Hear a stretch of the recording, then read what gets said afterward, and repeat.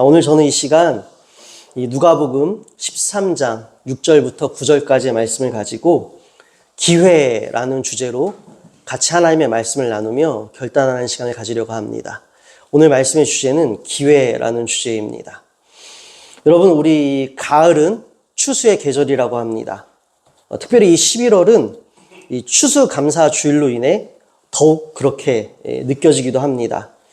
여러분, 우리가 이 추수의 계절 수확의 현장을 한번 떠올려 보십시다. 여러분, 이 메마른 감성과 이 상상력을 끄집어내셔서 다시 한번 우리가 한번 좀 동심으로 돌아가 창의력을 발휘하셔서 한번 내가 정말 지금 추수하는 농부, 어떠한 과실을 수확하는 농부라고 우리가 한번 떠올려 보는 것이에요. 여러분, 정말 한 해 피땀 흘려서 수고한 이 결실을 추수하는 그 상황들이, 한 해 정말 내가 피땀 흘리고 밤잠을 못 이루고 늘 애타면서 그 키워낸 그 과실을 그 결실하는 그 순간은 얼마나 여러분 기쁘고 감사하고 넉넉하겠습니까? 그런데 여러분, 안타깝게도 모든 농부가 다 추수의 기쁨을 누리는 것은 아닙니다. 여러분, 추수를 앞두고 많은 비가 쏟아졌을 경우, 수확을 앞두고 거친 비바람, 이 태풍이 휩쓸고 간 경우, 굵은 땀방울을 흘려 애써 수확하였는데 그 값이 폭락할 경우, 여러분, 이번 농사는 망했다, 올해는 더 이상 회복될 기회가 없다라면서 포기할 수밖에 없는 지점에 이를 때가 있습니다. 참 안타까운 일이죠. 여러분, 정말 저 황금 들녘에 난데없이 예고할 수 없었고 예측할 수 없었던 태풍이 몰아닥쳐서 그 벼가 다 늘어놓은 그 참혹한 현장들, 그 이제 막 아주 탐스럽게 익은 과실들이 우수수 떨어진 현장들, 또 뿐만 아니라 정말 애써 키워냈는데 간간히 뉴스에서 여러분 들리죠? 양파값이 폭락했다, 대파값이 폭락했다. 여러분은 어떻게 합니까? 올해 농사는 끝이다, 이거 어떻게 할 수가 없다. 심지어 여러분, 그래서 어떻게 합니까? 올해는 더 이상 회복될 기미가 없으니, 망했으니 농부들이 정말 한 해 동안 피땀 흘려 애쓴 그 결실들을 포기할 때가 있습니다. 그래서 여러분, 우리는 뉴스를 통해서도 가끔씩 이 값이 폭락한 작물들을 수확하지도 않은 채 통째로 갈아엎어서 다음 농사를 위해 거름화하는 안타까운 소식들을 듣기도 합니다. 왜냐하면 수확하는 그 인력값이, 노동력값이 더 들기 때문에 아예 통째로 트랙터로 다 갈아엎어서 그냥 거름화하는, 그렇게 애써 키운 작물들을 포기하는 안타까운 소식들을 우리가 듣기도 한다는 거예요. 이처럼 여러분, 이 농부의 계획과 바람과는 다르게 전개되는 이 가혹하고 감당해낼 수 없는 상황들, 열심히 준비하고 대비했지만 예측하지 못한 변수들, 또 의지와 노력으로는 당해낼 수 없는 이 불가항력적인 상황이 들이닥치면 여러분, 우리는 어쩔 도리가 없는 것입니다. 이번에는, 지금은 더 이상 회복되거나 살아날 기회가 없다, 그래서 나는 포기한다, 포기할 수밖에 없다 라는 안타까운 고백들이 이어질 때가 있어요. 특별히 우리 청소년들, 열심히 내가 시험을 준비했는데 시험 문제의 난이도와 범위와 이 출제자의 경향과 의도를 다 예측할 수도 없잖아요. 여러분, 그럴 때 우리는 이 시험지를 받아들고 말 그대로 이 멘탈이 붕괴되는 일들을 경험하기도 합니다. 또 우리 부모님들, 장년 세대들 마찬가지지 않습니까? 우리 삶이 예측대로 흘러갑니까? 우리의 계획대로 흘러갑니까? 알 수 없는 변수들로 인해서 여러분, 나의 힘과 의지로는 해결할 수 없는 이런 불가항력적인 상황들이 들이닥치면 우리는 이내 감사와 소망과 또한 어떠한 이 상황을 뚫고 나갈 의지와 버텨내야 할 힘들, 그러한 모든 상황들을 우리는 포기할 때가 있다라는 것이에요. 여러분, 이러한 상황이 농부에게만 해당할까요? 앞서 말씀드린 것처럼 우리에게도 해당되는 얘기입니다. 우리는 인생을, 자녀를, 또 믿음을 이 농사에 비유하기도 합니다. 왜 그러냐면 마치 농사처럼 이 추수의 계절을 향해 흘러가지만 그 시간 안에서 우리의 지식과 경험, 힘과 지혜로 예측할 수도 없고 감당해낼 수 없는 수많은 변수와 위기가 우리의 인생 가운데 도사리고 있고 우리의 자녀들 가운데 있고 또한 우리의 모든 사업장과 직장과 형편 가운데에 특별히 또한 이 믿음의 여정 가운데도 그렇다라는 것이에요. 믿음의 여정 가운데서도 저 원수들은 우리가 예측할 수 없는 지점에서 튀어나와 우리를 공격합니다. 우리가 상상하지 못했던 지점 가운데서 튀어나와 우리를 무너뜨리려고 합니다. 여러분, 우리 인생도 그렇고 우리 자녀들도 예측할 수 없는 앞날이잖아요. 여러분, 이러한 상황 가운데에 우리가 우리의 힘과 그 시간 안에서 우리의 지식과 경험, 힘과 지혜로 우리는 예측할 수도 없고 감당낼 수 없는 수많은 변수와 위기가 마치 농사를 짓는 농부처럼 동일하게 우리의 삶에도 고스란히 적용되기 때문에 그래서 여러분, 우리는 인생을, 자녀를, 믿음을 농사에 비유하기도 하고요.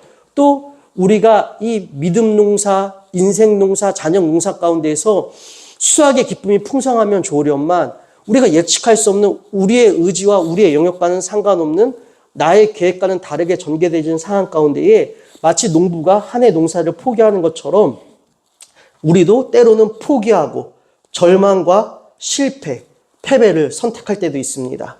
그런데 여러분, 우리는 포기했을지라도 포기한 우리를 포기하지 않으시는 유일하신 한 분이 계십니다.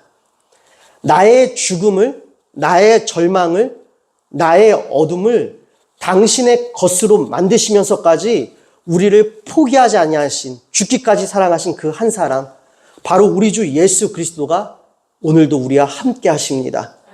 그리고 예수님은 오늘 본문을 통해서도 여전히 오늘도 지금 이 순간도 나는 너를 포기하지 않았다라고 말씀해 주십니다. 포기하지 말라고 하십니다. 어떠한 상황 가운데서도 우리는 이번에는 망했다, 절망이다, 끝났다라고 하는 그 지점에서도 우리 주님께서는 친히 우리에겐 없었던 기회까지 친히 만들어 주셨다라고 말씀해 주십니다.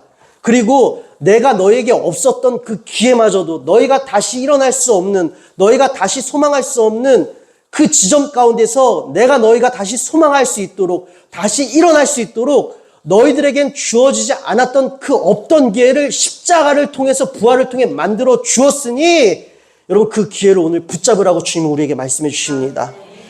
여러분, 예수님께서 말씀해 주신 그 기회는 무엇일까요? 그 기회는 바로 회개입니다. 여러분, 회개는 무엇일까요? 우리는 단순히 회개를 그냥 하나님 잘못했습니다, 용서해 주세요 라고 우리는 이렇게 이해합니다. 근데 여러분, 회개에 대해서 맞습니다. 우리가 주님께 잘못을 구하고 용서를 구하는 일이 맞지만 회개가 무엇인지 정확하게 분명하게 알 필요가 있습니다.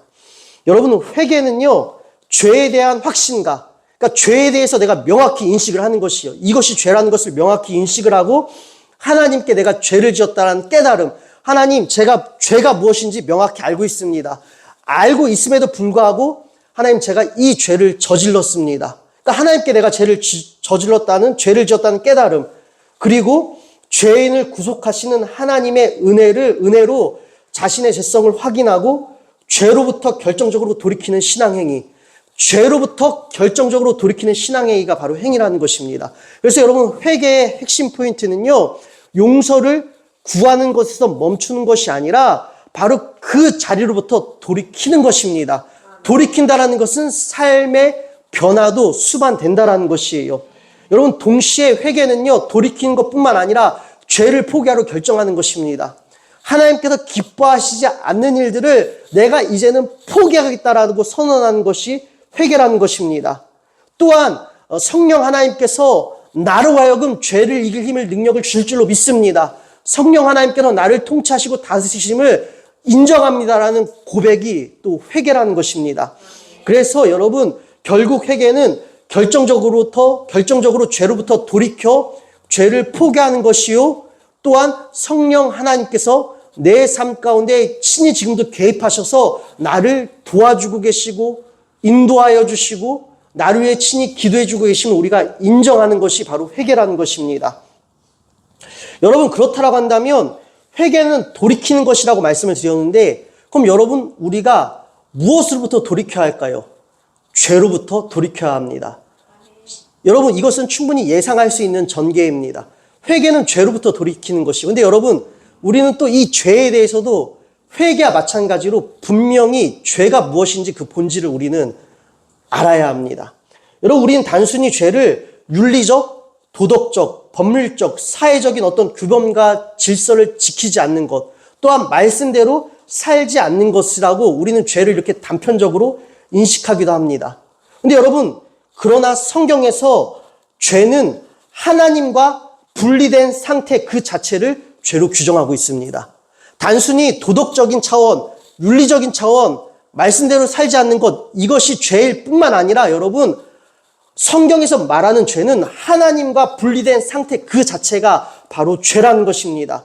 동시에 하나님 없는 자의 부패한 본성과 그 영향력, 그리고 하나님의 뜻과 명령을 거역하는 모든 악한 행위를 죄로 규정하고 있습니다.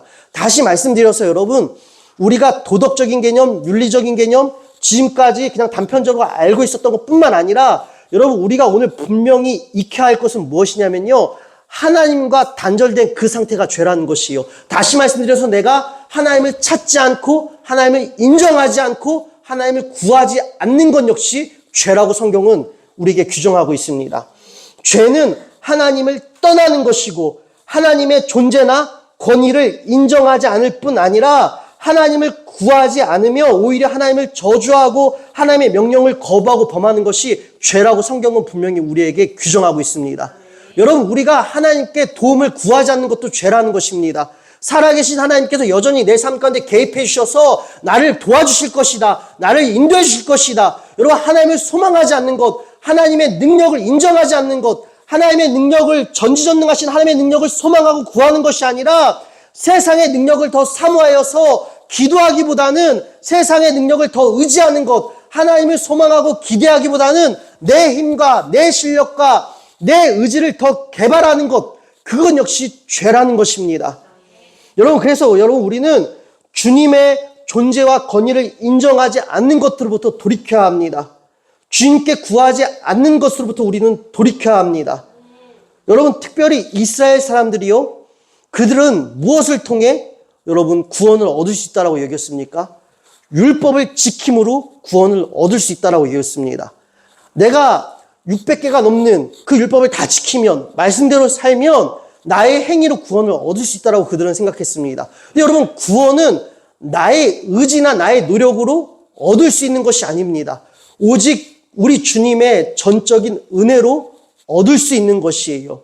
그런데 여러분, 우리는 어떻게 합니까? 여러분, 이 구원에 대해서도요, 우리는 너무나 단편적으로 생각을 합니다.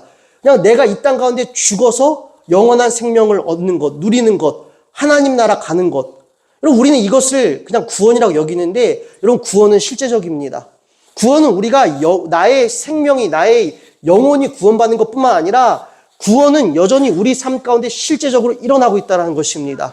상황과 형편을 해결해 주실 뿐만 아니라 혹여 해결해 주시지 아니하면 그 상황 가운데 버티림을 주시고 견디림을 주십니다. 그마저도 안 되면 이 모든 것을 뛰어넘어 감사와 평안으로 그 시기를 지나갈 수 있게 이 땅 가운데서도 실제적인 구원을 베풀어 주신다는 것이에요.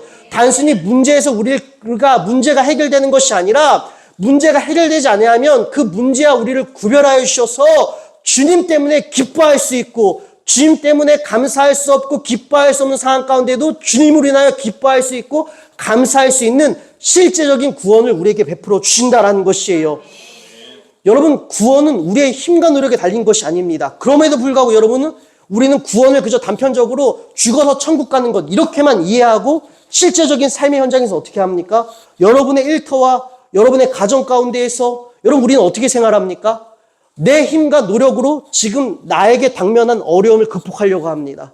지금 내가 처한 이 문제 앞에서 나의 힘과 의지로, 나의 수고로 이것들을 극복하려고 합니다. 여러분, 물론 이러한 노력들 필요합니다. 근데 여러분, 이러한 노력들 이전에 무엇이 선행돼야 되냐면 하나님께 도움을 간구해야 되는 것이에요.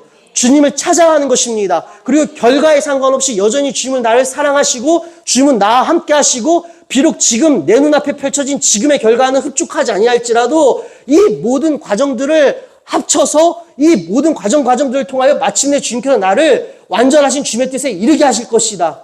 내가 오해 없이 주님을 완전히 이해하고 만나는 그 지점에 나를 이르게 하실 것이다. 주님은 선하셔서 여전히 나를 인도하고 계시고 함께하고 계신다. 여러분, 우리가 이것을 고백해야 한다는 것입니다. 나의 힘과 의지로 현실 세계를 극복하려는 것이 아니라 이 현실 세계에서도 주님께서 나를 구원해 주신다라는 이 실제적인 믿음의 인정과 고백이 우리 가운데 있어야 한다는 것이에요. 그래서 여러분, 우리는 돌이켜야 한다는 것입니다. 그래서 여러분, 오늘 우리에게 돌이킬 기회가 주어졌습니다. 여러분, 그러하게 오늘 주님께서 우리에게 기회를 주셨으니 오늘 이 시간 여러분 이 기회를 잡으셔서 주님을 찾기를 원합니다. 주님께 도움을 구하시길 원합니다.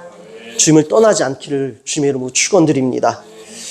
여러분, 오늘 이 누가복음의 저자인 누가도요, 우리를 포기하지 아니하시고 늘 우리의 힘과 노력으로 구원을 이루려고 하는 그런 어리석은 우리, 하나님을 떠나 부패하고 망가지고 파괴되어져 가는 우리를 지키고 보호하기 위하여서 오늘 이 말씀의 저자인 누가도 이 아버지의 마음을 받아 우리에게 포기하시지 않는 그 사랑을 지금 말씀을 통해 우리에게 증거하고 있다는 것이에요. 그래서 오늘 이 무화과나무 비유를 우리가 읽었습니다. 6절부터 볼까요? 이에 비유로 말씀하시되 한 사람이 포도원에 무화과나무를 심은 것이 있더니 와서 그 열매를 구하였으나 얻지 못한지라. 포도원직에 이르되 내가 3년을 와서 이 무화과나무에서 열매를 구하되 얻지 못하니 찍어버리라. 어찌 땅만 버리게 하겠느냐. 아멘. 여러분, 오늘 이 비유로 말씀하신 말씀 가운데에 무화과나무가 등장을 합니다. 여러분, 이 무화과나무의 성질을 좀 파악해 볼 필요가 있습니다. 여러분, 당시에 이 포도밭에서 이 당시 이들의 이 문화를 보면 포도밭에서 무화과나무를 같이 재배하는 것은 흔한 일이었다라고 합니다. 그래서 이 포도원 이 밭의 주인이요, 이 포도원 지기에게 이 땅의 주인은 따로 있고 이 농사꾼은 지금 인부는 따로 있다라는 것이죠. 그래서 이 땅의 주인이 포도원 지기에게 이 포도밭에 무화과나무를 지금 같이 심었습니다. 여러분, 어찌된 영문인지 이 무화과나무가 열매를 맺지 못하고 있습니다. 여러분, 원래 무화과나무는요, 풍요로움의 상징이었습니다. 왜 그러냐면 무화과나무는 1년에 2차례 열매를 맺습니다. 무화과나무는 이 5월에서 6월경에 한 번 열매를 맺고요. 처음 열매를 맺고요. 그리고 8월에서 10월 이 사이에 두 번째 열매를 맺습니다. 처음 열매는요, 여름을 시작하는 이 상징이 되었기 때문에 여름이 시작되었다는 이 환영의 의미로 받아들여졌고, 두 번째로 맺히는 이 8월에서 10월경에 열리는 열매는요, 매우 풍성하게 열렸기 때문에 이 무화과나무는 풍요로움의 상징이었다고 합니다. 그런데 여러분, 어찌된 영문인지 풍요로움의 상징인 이 무화과나무가 3년이 지났는데 열매를 맺지 못하고 있는 것입니다. 근데 여러분, 여기서 이 3년도요, 3년 그 이상의 시간이 지났을 것이라고 신학자들은 추측을 합니다. 왜 그런 거 하냐면요, 여러분, 무화과나무는요, 심고 나서 바로 열매를 맺는 것이 아니라 3년이 지난 시점부터 열매를 맺는다고 합니다. 이 무화과나무를 심고 3년을 기다려야 한대요. 그리고 3년이 지난 시점부터 열매를 맺는데, 율법에 의하면 여러분, 이 첫 열매는 하나님께 드려야 되기 때문에 3년이 지나고 4년째 첫 열매를 맺으면 이 4년째에 처음 맺은 열매는 다 주님께 바쳐야 합니다. 드려야 합니다. 그럼 여러분, 이 무화과나무에서 이 사람들이 이제는 섭취할 수 있는 열매는요, 5년째가 됐을 때부터 이 열매에서 나오는 수확물을 사람이 수확하고 섭취할 수가 있다는 것이요. 여러분, 이러한 것들을 살펴보았을 때 지금 오늘 이 비유에 등장하는 무화과나무는요, 심은 지 6년이 되었거나 아니면 그 이상이 되었다는 뜻이에요. 다시 말씀드려서 풍요로움의 상징이 이 무화과나무가요, 아예 지금 열매를 오랜 시간 동안 맺지 못하고 있었다는 것이에요. 근데 여러분, 또 이 무화과나무가요, 다른 나무들과는 다르게 유독 흙에 있는 영양분을 많이 흡수하는 또 성질이 있다고 합니다. 여러분, 밭의 주인 입장에서는 이 무화과나무를 여러분 그냥 두어야 되겠습니까? 가뜩이나 이 흙의 영양분을 많이 흡수하는 이 무화과나무, 이 풍요로움의 상징인 무화과나무가 3년, 아니요 혹시 6년, 아니요 그 이상의 시간 동안 지금 열매를 맺지 못하고 땅의 영양분만 쏙쏙 빨아먹고 있는 것이에요. 좀 다른 이 포도밭에 같이 재배되어졌기 때문에 다른 포도들도 이렇게 맺힌 상황 가운데 있어요. 여러분, 제가 밭의 주인이라고 할지라도 그 무화과 나무를 찍어 버릴 것입니다. 왜요? 쓸데없이 영양분만 축내고 있기 때문에. 근데 여러분, 그 포도원 지기가요, 어떻게 구하고 있는지 한번 우리가 7절부터 이어서 읽어보십시다. 포도원 지기에 이르되 내가 3년을 와서 이 무화과 나무에서 열매를 구하되 얻지 못하니 찍어버리라. 어찌 땅만 버리게 하겠느냐. 대답하여 이르되 주인이여 금년에도 그대로 두소서. 내가 두릅하고 거름을 줄이니 이후에 만일 열매가 열면 좋거니와 그렇지 않으면 찍어버리소서 하였다 하시니라. 아멘. 여러분, 지금 포도원 지기가 그 밭의 주인에게 지금 어떻게 요청하고 있습니까? 밭의 주인은요, 지금 찍어버리라고 명령을 했습니다. 야, 이 나무 지금 찍어서 그냥 버려버려.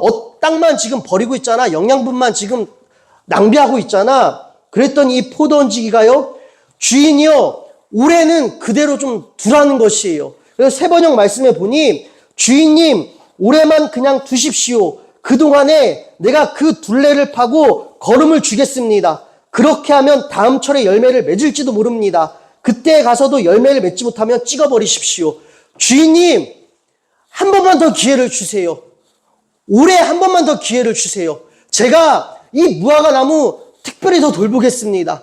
그 무화과 나무 주변에 이 고랑을 만들어서 비료도 듬뿍 주고 거름도 듬뿍 주겠습니다. 그리고 내년에 한번 보자라는 것이에요.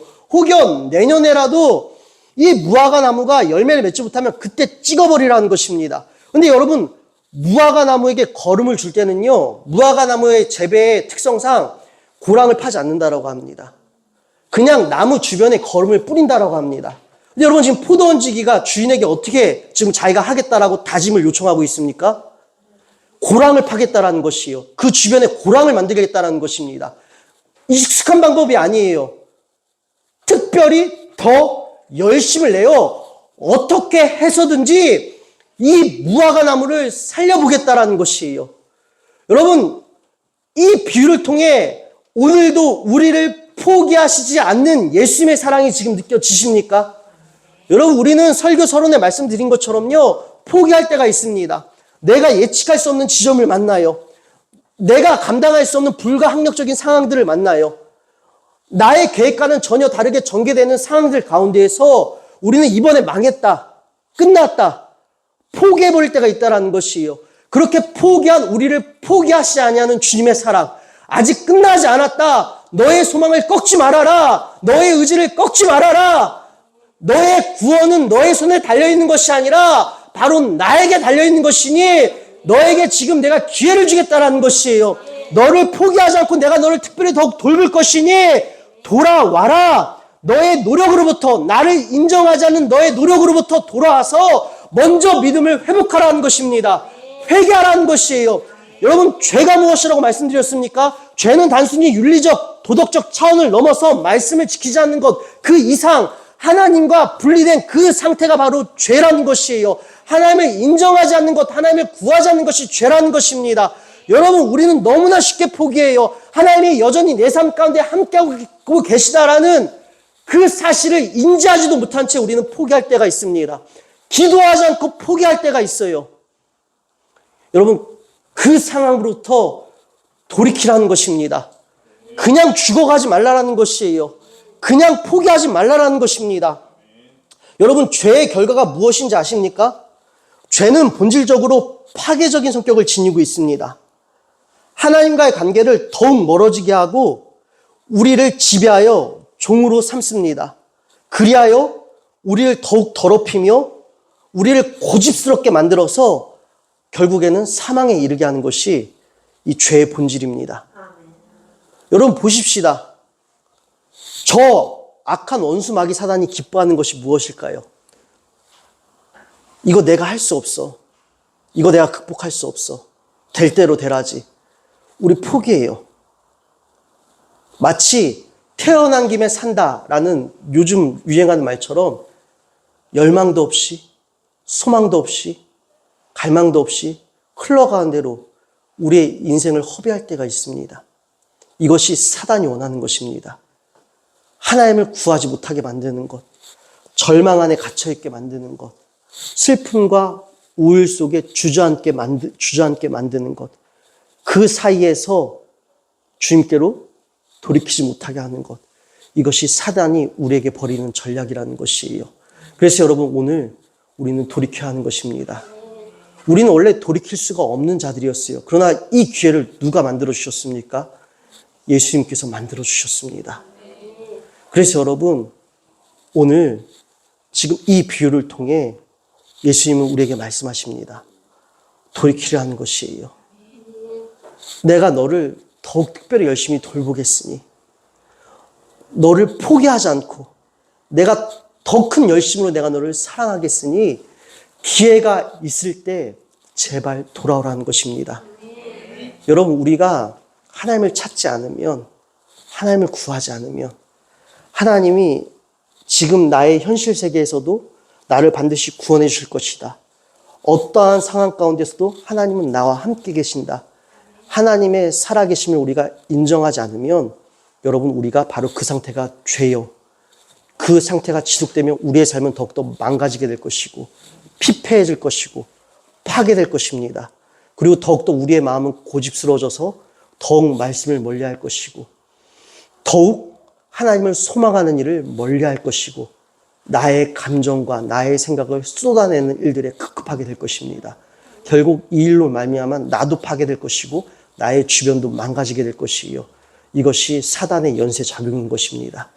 그래서 사랑하는 여러분, 오늘 우리에게 돌이킬 기회가 주어졌습니다. 아멘. 나는 포기했지만 그래도 끝까지 포기하시지 않는 주님의 사랑으로 인하여 오늘 우리는 다시 돌이킬 수 있게 되었습니다. 그러하게 여러분, 여러분의 삶의 현장에서 주님을 인정하세요. 지금 내 삶의 결과 상관없이 주님은 나와 함께 계신다. 그리고 반드시 나를 이 환난의 시간을 거쳐, 이 인내의 시간을 거쳐, 이 연단의 시간을 거쳐 마침내 반드시 소망의 자리에 이르게 하실 것이다. 지금은 환난일지라도, 지금은 인내일지라도, 지금은 연단일지라도 반드시 소망의 자리에 인도하실 것이다. 그 하나님이 여전히 살아계셔서 나를 인도하신다. 여러분, 그 하나님을 이제는 소망하세요. 여러분 삶 가운데 개입하신 하나님을 끝까지 소망하세요. 그리고 하나님께서 나를 다스려주고 계시고 통치하고 계심을 인정하십시오. 그리고 주님께 도움을 구하십시오. 여러분, 주님께 도움을 구해야 하는 것이에요. 우리가 주님께 도움을 구할 때 여러분 무슨 일이 벌어지는지 아십니까? 우리의 삶에 죽음의 행진은 멈추게 되는 것이고 파괴는 멈추게 될 것이고 무너짐은 멈춰지고 삶에서 여러분의 소망이 재건되는 일들을 여러분이 발견하게 될 것입니다. 여러분, 왜 우리가 기도를 해야 할까요? 여러분, 하나님이 우리의 기도가 필요하셔서 우리가 기도를 해야 될까요? 아니요, 여러분. 하나님은 우리의 기도가 필요하지 않으십니다. 우리가 기도가 필요하기 때문에 우리가 기도해야 한다는 것이에요. 그래서 여러분, 우리 이 선배 목사님들이 늘 이 기도는 하나님과 주파수를 맞추는 시간이다라는 예화를 많이 드셨어요. 참으로 맞는 말씀입니다. 여러분, 하나님은 기도가 필요하지 않으세요. 전지전능하신 분이 모든 것을 다 알고 모든 것을 하실 수 있는 분이 우리의 기도가 뭐가 필요하시겠습니까? 기도는 우리에게 필요한 것이 왜요? 기도하는 시간을 통해서 여러분, 우리는 어떠한 역사가 일어납니까? 나의 생각으로부터 벗어나게 되어집니다. 나의 절망으로부터 벗어나게 되어집니다. 기도를 통해 우리는 하나님께 나아가게 됩니다. 그럼 어떻게 되어집니까? 나의 생각은 꺾어지게 되고 나의 자아는 깎여 나가기 시작합니다. 그렇게 하나님께서 우리에게 이 일들을 행하시는 뜻에 대하여 우리는 우리의 자아가 깎아져 주님의 뜻에 맞춰 들어가기 시작한다는 것이에요. 그럼 여러분, 우리 삶 가운데 다시 소망이 회복됩니다. 여러분, 저 역시도 이러한 일들을 경험합니다. 저도 기도를 멈추잖아요. 절망과 우울이, 문제와 답답함들이 저를 엄습합니다. 그런데 여러분, 기도를 시작하잖아요. 그럼 어떠한 일이 일어납니까? 주님께 가까이 나갈수록 나에게 엄습했던 절망과 어둠과 내 힘으로 하려고 했었던, 내 힘으로 극복하려고 했었던 나의 의지로부터 저는 멀어지는 것을 발견하게 되고 더욱더 주님을 바라보게 되고 주님께서 행하실 일들을 기대하고 소망으로 일어나는 저를 발견하게 됩니다. 여러분, 우리 집사님들 다 그러하지 않으십니까? 기도하지 않으면 여전히 절망 가운데 우리 방치되어 있잖아요. 근데 여러분, 기도하는 그 시간만큼은 어떠합니까? 그래도 우리 안에 작은 다짐들이 일어나잖아요. 혹여 곧 현실에 나가 이 작은 다짐들이 현실의 벽 앞에서 무너지고 고꾸라짐을 당할지라도 그래도 여러분, 기도하는 시간만큼 우리 가운데 작은 다짐이 일어나 우리가 다시 해보려는 의지가 발동되잖아요. 그래서 여러분, 기도는 일회성이 아니라 삶에서 매일 계속돼야 하는 것이에요. 여러분, 그러하게 오늘 다시 기도하는 자리로 여러분을 돌이키십시오. 기도는 여러분 삶의 현장입니다. 교회에 나와서 하는 것만이 기도가 아니라 기도는 주님과의 대화예요. 여러분이 공부하면서도 기도할 수 있어요. 하나님, 제가 지금 이 문제를 풀고 있는데 이해가 안 돼요. 저에게 이 문제가 잘 이해될 수 있도록 도와주세요. 여러분, 이게 주님께서 기뻐하시는 기도고 이것이 죄로부터 멀어지는 기도인 것입니다. 이것이 회개인 것이에요. 하나님께 구하는 것이 회개요. 죄로부터 멀어지는 것이기 때문에. 그리고 또한 여러분, 암기가 필요합니까? 하나님 잘 안 외워져요. 하나님 도와주세요. 사업 가운데, 여러분의 직장 가운데 우리는 매 순간 하나님께 도움을 구할 수 있습니다. 그런데 여러분, 우리는 구하지 않아요. 그렇기 때문에 우리 삶 가운데 파괴적인 생각들, 내 마음과 생각들이 무너진 일들을 경험하게 되고 포기하게 되는 것입니다. 그렇게 우리의 어리석음과 우리의 죄로 말미암아 망가지고 헝클어진 우리들 가운데 우리 예수님이 말씀해 주십니다. 아직 끝나지 않았다. 너는 포기했을지라도 나는 너를 포기하지 않았다. 고랑을 파는 그 열심으로 내가 너를 돌보고 있으니 다시 나에게로 돌이켜라. 여러분, 오늘 우리가 이 기회를 붙잡으셔야 하는 것이에요. 여러분, 우리가 이 누가복음 13장 1절 위에 이 말씀 챕터의 소제목이 어떻게 붙어져 있습니까? 회개하지 아니하며 망하리라. 여러분, 세번역에는요 더욱 명확합니다. 회개하지 않으며 망한다. 여러분, 실로 그렇지 않습니까? 우리가 주님을 인정하지 않고 주님을 떠나고 기도하지 않으면 우리 망합니다. 포기합니다. 그러나 주님께로 돌이키면 여러분, 우리는 다시 회복됩니다. 다시 살게 될 줄로 믿습니다. 뿐만 아니라 여러분, 우리가 주목해야 될 말씀이 9절에 있습니다.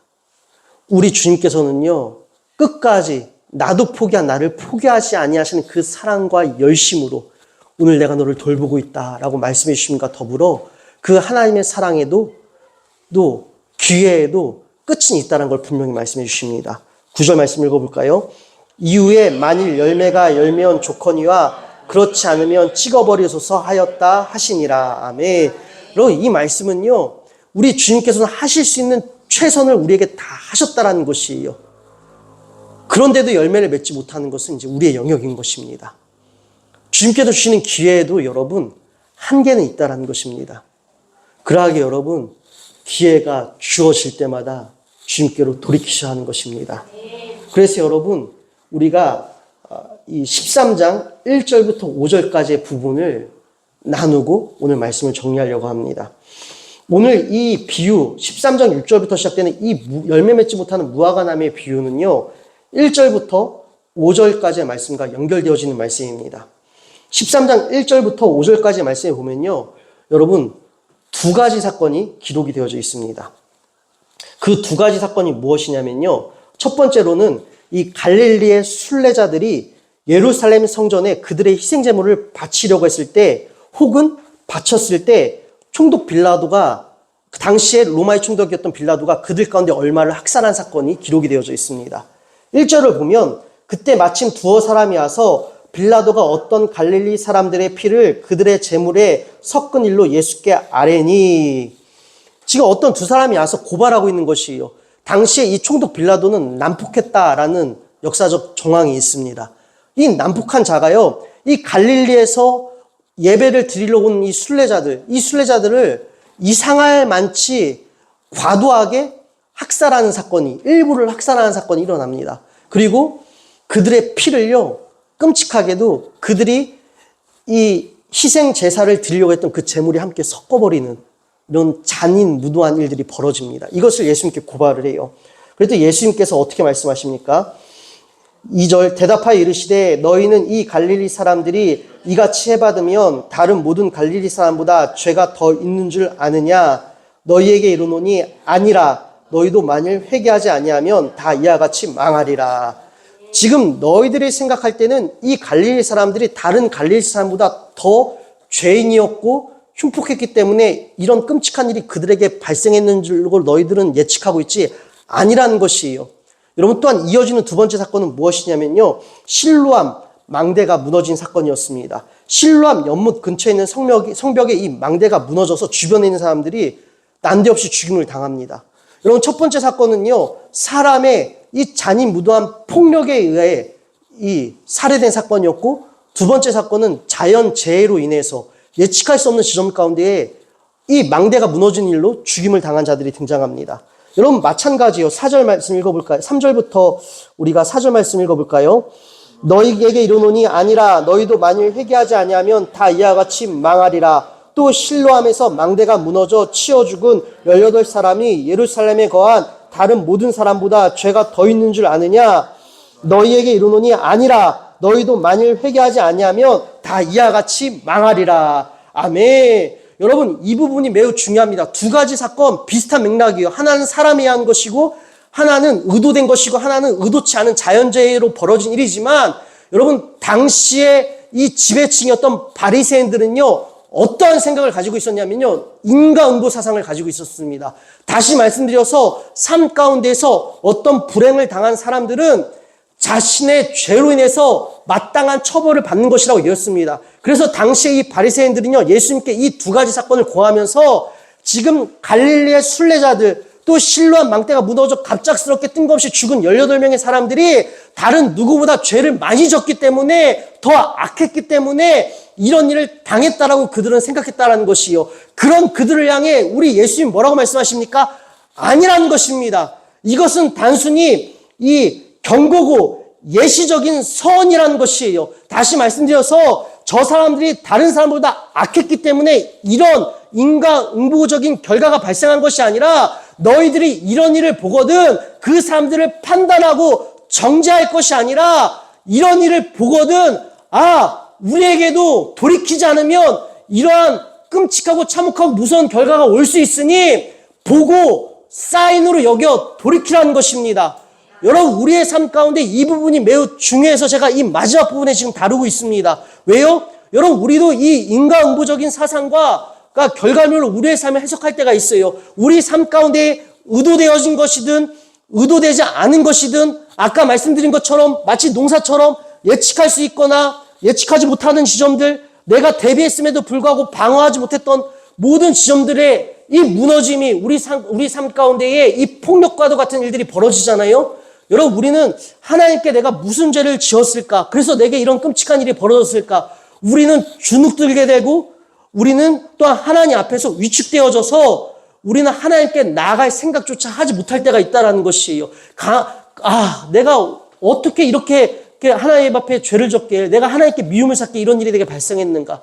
위축되어질 때가 있다는 것입니다. 근데 여러분, 주님께서 이 사건을 통해 우리에게 말씀해 주시는 것은요, 스스로 우리가 우리의 상태를 정죄하여서 스스로 하나님께 나가는 발걸음을 너희가 거둬들일 것이 아니라, 이런 일들이 발생하건 삶을 해석하고 너희들이 평가할 것이 아니라 이 일을 통해서 어떻게 하자라는 것이에요? 주님께 돌이키면 된다는 것입니다.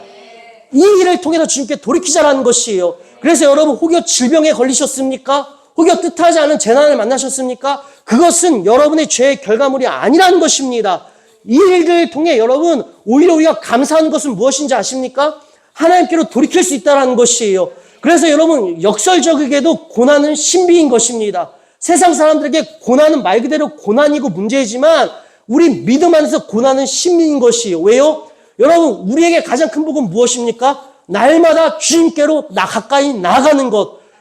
날마다 주님의 말씀을 듣고 있는 것, 날마다 주님의 말씀의 자리에 앉아 시냇가에 심기운 나무처럼 바람이 불고 홍수가 날지라도 주님께로 공급해 주신 생명을 우리는 날마다 그 하루를 견디고 버티어 이겨나가는 삶, 이것이야말로 복된 삶 아니겠습니까? 여러분, 그래서 주님께 날마다 가까이 나갈 수 있는 것이 가장 큰 복이라는 것입니다. 아이러니하게도 여러분, 그래서 우리가 이런 고난을 만나시거든, 이러한 뜻하지 않는 폭력과 재난을 만나시거든, 오히려 우리에게는 고난의 신비, 주님께로 나아갈 복을 얻게 된 것입니다. 이 일을 통해서 정죄하거나 주저앉거나 여러분 무서워하거나 두려움에 갇힐 것이 아니라 주님께 나아가 돌이키면 된다는 것입니다. 주님, 제가 이만 저래저래 했습니다. 이 일을 통해서 저의 부족함과 제가 하나님을 떠났고 기도하지 않았고 내 의지와 내 계획과 내 마음대로 살려고 했던 시간들이 있었음을 고백합니다. 나의 욕심을 추구했던 시간들이 있었음을 고백합니다. 회개합니다. 이런 복된 시간이라는 것입니다. 그러게 사랑하는 여러분, 기회가 있을 때마다 돌이키셔야 하는 것이에요. 우리 주님이요, 반드시 이 땅 가운데 심판자로 다시 오십니다. 그때야 그 시는 아무도 알 수 없지만 분명한 한 가지 사실은 주님께서 이 땅 가운데에서 공의와 사랑이신 하나님께서 완전한 사랑에는 여러분 반드시 공의가 필요합니다. 여러분, 정의와 공의가 없다면 그것은 완전한 사랑이 될 수가 없습니다. 그래서 완전한 사랑이신 주님께서 공의와 정의로 이 땅을 심판하러 오시려나는 의와 불법을 분별하여 책망하시는 날은 분명히 옵니다. 그러하게 여러분, 기회가 있을 때마다 우리가 해야 할 일은 돌이키자라는 것이에요. 이 기회조차도 또 주님께서 우리에게 만들어 주셨다는 것입니다. 뿐만 아니라 여러분, 포기하고 절망하고 주저앉아 있는 우리, 어떠한 의지도 다 꺾인 우리, 그런 우리를 향해 여러분, 주님께서 오늘도 우리에게 베풀어 주시는 은혜가 무엇입니까? 우리 주님께서는요, 사람의 지혜와 사람의 지식을, 세상의 지식을 초월하는 그 하나님의 열심으로, 주님의 그 사랑으로 오늘도 우리 삶 가운데 개입해 주셔서 제발 살아나라, 제발 살아나라, 제발 돌이켜라, 그 기회를 붙잡아라, 열매가 맺힐 것이다.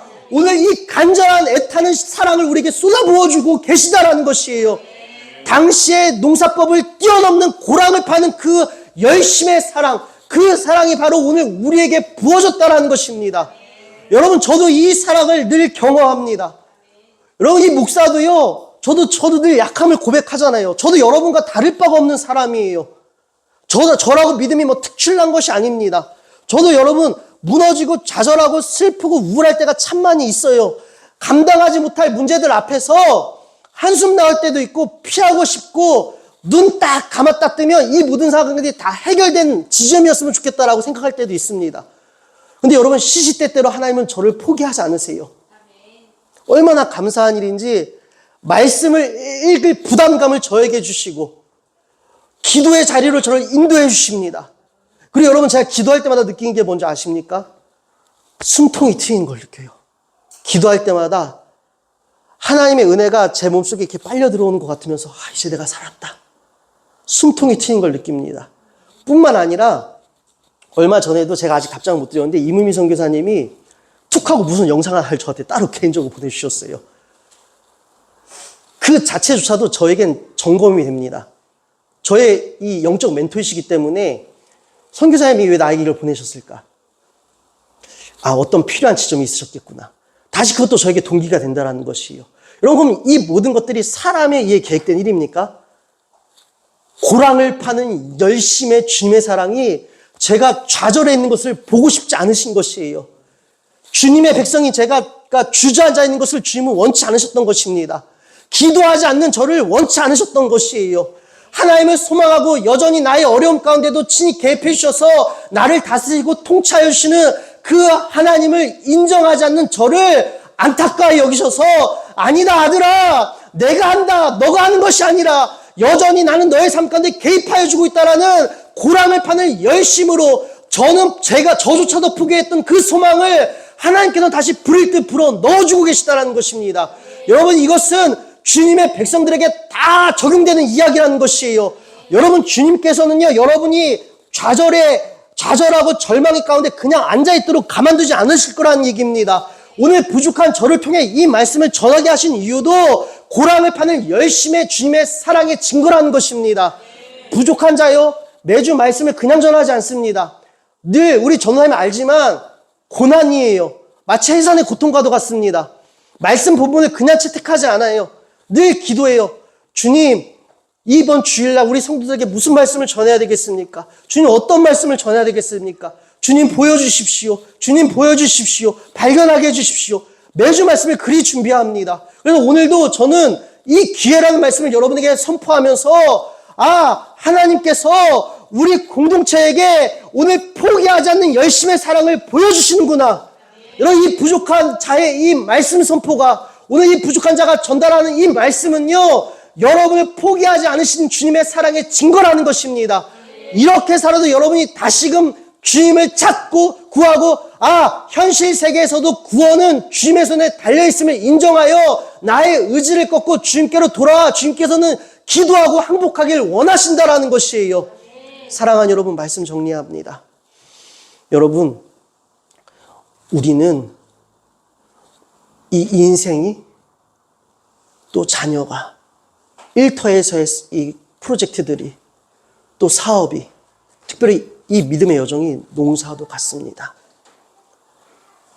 근데 여러분, 이 농사요, 우리 청소년 친구들, 여러분의 학업, 입시요, 이거 우리의 힘으로 다 할 수가 없어요. 나의 의지와 노력으로 다 할 수 없습니다. 여러분, 그래서 여러분이 지금 무너져 계시다라면, 포기하고 계셨다면, 포기한 나를 포기하지 않는 하나님의 열심을 오늘 믿으세요. 그리고 다시 기도를 시작하세요. 그리고 반드시 지금도 하나님이 여전히 나를 사랑하시고 나와 함께 하시며 소망의 자리를 인도하실 것이다. 그래서 뜻하지 않은 재난과 폭력 가운데에서 그 폭력으로 스스로를 여러분 다그치지 마시고 스스로를 학대하지 마시고 내가 주님께로 돌이킬 기회구나. 돌이키시면 되는 것이에요.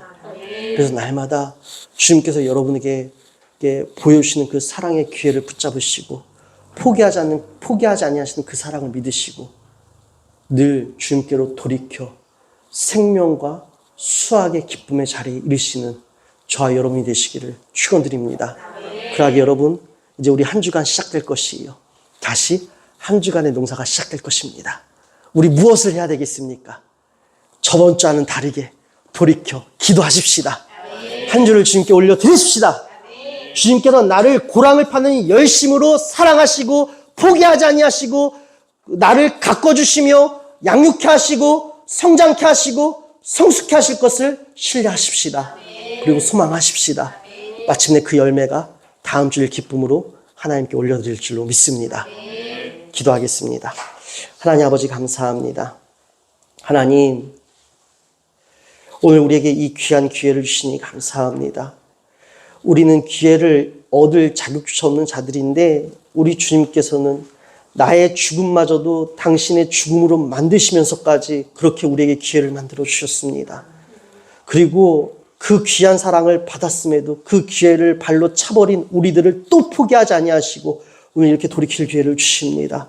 그러게 하나님, 기회가 있을 때마다 날마다 주님께 돌이켜 주님께서 주시는 생명의 양식으로 주님께서 공급해 주시는 생명으로 말미암아 하나님께서 기뻐하시는 열매를 수확하는 그 기쁨을 누리는 우리 공동체 되게 하여 주시옵소서. 분동세 감사오며 사랑이 많으신 우리 주 예수 그리스도의 이름으로 기도드립니다. 아멘.